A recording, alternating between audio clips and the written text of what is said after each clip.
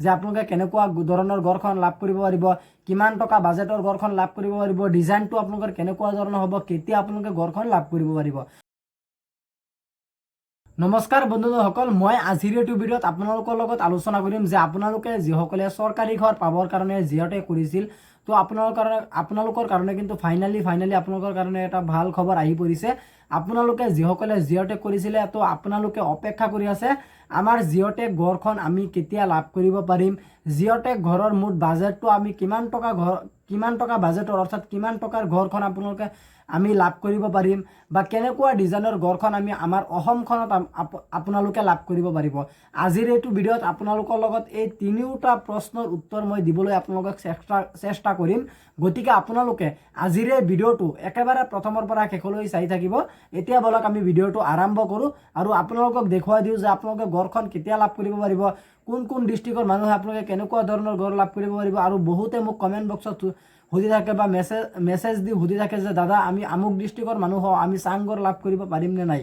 গতিকে আপোনালোকে আজিৰ এই ভিডিঅ'টো একেবাৰে মনোযোগেৰে চাব, একেবাৰে ধ্যান দি চাব যে আপোনালোকে কেনেকুৱা ধৰণৰ ঘৰখন লাভ কৰিব পাৰিব, কিমান টকা বাজেটৰ ঘৰখন লাভ কৰিব পাৰিব, ডিজাইনটো আপোনালোকৰ কেনেকুৱা ধৰণৰ হ'ব, কেতিয়া আপোনালোকে ঘৰখন লাভ কৰিব পাৰিব। গতিকে আপোনালোকে ভিডিঅ'টো অলপো স্কিপ নকৰাকৈ একেবাৰে প্ৰথমৰ পৰা শেষলৈ চাই থাকিব। বলক ভিডিঅ'টো আৰম্ভ কৰোঁ। আপোনালোকে প্ৰথমতে মই আপোনালোকক এটা আপোনালোকক দেখুৱাই দিছোঁ যে আপোনালোকে প্ৰথমতে চাব, এইটো কিন্তু আমাৰ অসমৰ মেপ। অসমৰ মেপখনত কিন্তু আপোনালোকৰ ইয়াত চাব যে ছাইডত কিন্তু আপোনালোকৰ জোন এ, জোন বি, জোন চি, জোন ডি, জোন ই আপোনালোকৰ ভাগ কৰা হৈছে, ভাগ বতৰা কৰা হৈছে।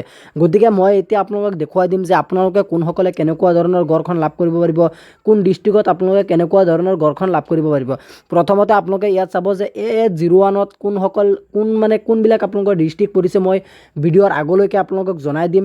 A02ত কোনবিলাক ডিষ্ট্ৰিক্ট পৰিছে এনেকুৱা ধৰণৰ ঘৰ পাব, A03ত আপোনালোকে এনেকুৱা ধৰণৰ ঘৰ পাব, A04ত আপোনালোকে এনেকুৱা ধৰণৰ ঘৰ পাব, A05ত আপোনালোকে এনেকুৱা ধৰণৰ ঘৰ পাব, A06ত এনেকুৱা ধৰণৰ ঘৰখন আপোনালোকে লাভ কৰিবলৈ সক্ষম হ'ব আমাৰ গোটেই অসমখনত। আপোনালোকে ইয়াৰ কাৰণে আপোনালোকে এটা প্ৰশ্ন বুজি পাইছে যে আপোনালোকে আমাৰ অসমখনত আপোনালোকে 6টা ধৰণৰ ঘৰখন আপোনালোকে লাভ কৰিব পাৰিব।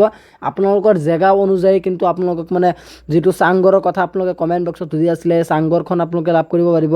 চাংঘৰ কিন্তু আপোনালোকে দুয়োটা ঠাইত লাভ কৰিব পাৰিব, অৰ্থাৎ আপোনালোকৰ দুই ধৰণৰ চাংঘৰ আপোনালোকে লাভ কৰিব পাৰিব। এতিয়া মই আপোনালোকক দেখুৱাই দিম যে আপোনালোকৰ A01ত আপোনালোকৰ কেনেকুৱা ধৰণৰ ঘৰখন হ'ব, বা 02ত কেনেকুৱা ধৰণৰ হ'ব, কিমান টকা বাজেটৰ হ'ব, এতিয়া মই আপোনালোকক বুজাই দিম। আপোনালোকে তলফালে স্ক্ৰল ডাউন কৰিলে আপোনালোকে এইখিনি জেগাত দেখা পাব A01ত আপোনালোকে এনেকুৱা ধৰণৰ ঘৰখন লাভ কৰিব সক্ষম হ'ব। আৰু A01ত আপোনালোকে কোনবিলাক আপোনালোকৰ ডিষ্ট্ৰিক্ট পৰিছে, ইয়াত আপোনালোকে ছাইডত চাব বৰপেটা, নলবাৰী, দৰং, মৰিগাঁও, কামৰূপ, নগাঁও, গোলাঘাট আৰু চাউথ অফ শোণিতপুৰ। আপোনালোকে এইকেইটা ডিষ্ট্ৰিক্টৰ মানুহে কিন্তু আপোনালোকে A01ত আপোনালোকে এনেকুৱা ধৰণৰ ঘৰখন লাভ কৰিব পাৰিব। আৰু এইকেইটা ডিষ্ট্ৰিক্টৰ মানুহে কিন্তু আপোনালোকে A01ত আপোনালোকে পৰিছে, জোন এত পৰিছে আৰু A01ত আপোনালোকে পৰিছে। আপোনালোকে অলপ ভিডিঅ'টো ভালদৰে বুজি ল'ব। আৰু আপুনি কোনটো ডিষ্ট্ৰিক্টৰ পৰা এই ভিডিঅ'টো চাই আছে আপোনালোকে কমেণ্ট বক্সত জনাবলৈ নাপাহৰিব। আৰু তলফালে আপোনালোকে স্ক্ৰল ডাউন কৰি আপোনালোকে এইখিনি জেগাত দেখা পাব যে A01ত আপোনালোকৰ মুঠ ঘৰখনৰ আপোনালোকৰ আকৃতিটো কেনেকুৱা হ'ব। আপোনালোকে চাব যে ইয়াত কিন্তু আপোনালোকৰ ঘৰখনৰ গোটেই আকৃতিটো দিয়া হৈ আছে। আপোনালোকে তলফালে স্ক্ৰল ডাউন কৰিলে আপোনালোকে এইখিনি জেগাত দেখা পাব যে আপোনালোকে A01ত, অৰ্থাৎ আপোনালোকে মই যিকেইটা ডিষ্ট্ৰিক্টৰ নাম কৈছোঁ এইকেইটা ডিষ্ট্ৰিক্টত আপোনালোকে কিমান টকাৰ ঘৰখন আপোনালোকে লাভ কৰিব পাব। 1,67,268 ৰুপিজ টকাৰ আপোনালোকে ঘৰখন লাভ কৰিব পাৰিব। আৰু ইয়াৰ লগতে আপোনালোকৰ এটা কথা মনত ৰাখিব লাগিব, আৰু আপোনালোকৰ জানিবলগীয়া কথা বহুত ইনফৰমেশ্যন আপোনালোকৰ কাৰণে হয়, কিন্তু আপোনালোকে চাব ইনফৰমেটিভ আপোনালোকৰ কিন্তু এই ভিডিঅ'টো হ'ব। আৰু আপোনালোকে এটা কথা লক্ষ্য কৰিব যে আপোনালোকে যিমান টকাই নাপাওক কিয়, আপোনালোকে কোন ডিষ্ট্ৰিক্টত, ধৰি লওক আপুনি 1.5 লাখ টকাই পাইছে, ইয়াৰ লগতে কিন্তু আপোনালোকৰ জব কাৰ্ডত কিন্তু আপোনালোকৰ একেবাৰে লাষ্টৰ কিস্তিত কিন্তু আপোনালোকে 30,000 টকা আপোনালোকে লেবাৰ মিস্ত্ৰীৰ খৰচাৰ বাবে আপোনালোকে 30,000 টকাটো আপোনালোকে লাভ কৰিব পাৰিব। আৰু আপোনালোকে এই চাৰ্টখন আপোনালোকে ক'ত পাব, আপোনালোকে এইটো ভিডিঅ'ৰ ডেছক্ৰিপশ্যন চাব, হোৱাটছআপ চেনেলৰ লিংক আছে, মই গোটেই PDF-টো দি দিম। আপোনালোকে গোটেই অসমৰ কিমান হেৰি আছে বা কিমান হেৰি নাই বা কিমান টকা বাজেটৰ ঘৰ পাব, গোটেইখিনি কিন্তু মই PDF-টো আপোনালোকে হোৱাটছআপ চেনেলত দি দিম।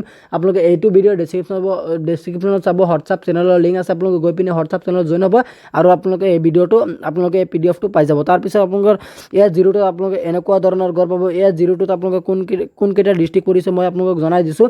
ইয়াত চাব যে AS02 ধেমাজি, লখিমপুৰ, যোৰহাট আৰু শিৱসাগৰ পৰিছে।